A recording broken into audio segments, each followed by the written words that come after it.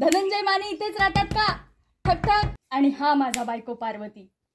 धनी मी टाटा करायला आले. सुधा घे ग नाव. जाऊ बाई, नका बाई जाऊ.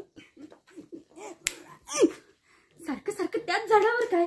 हो हो हो, तुम्ही अगदी बरोबर ओळखलंय.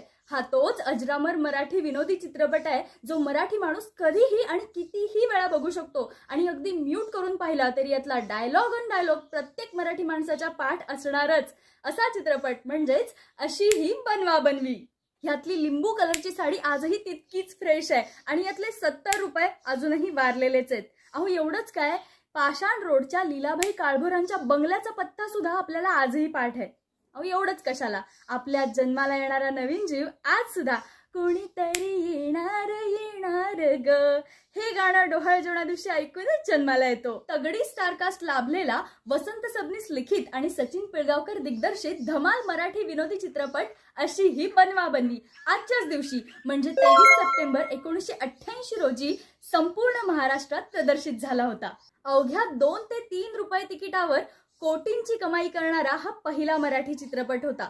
मराठीनंतरच अनेक भाषांमध्ये विविध नावांनी देखील या चित्रपटाची पुनर्निर्मिती झाली.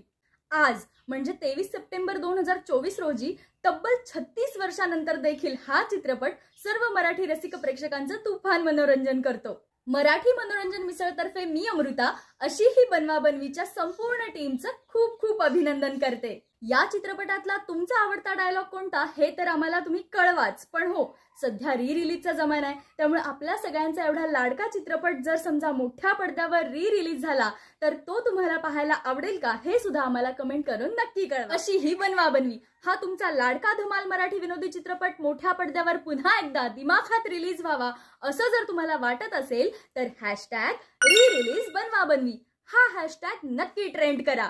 मराठी कला क्षेत्रात घडणाऱ्या नवनवीन कलाकृती जाणून घेण्यासाठी मराठी मनोरंजन मिसळला लाईक, फॉलो, शेअर आणि सबस्क्राईब नक्की करा.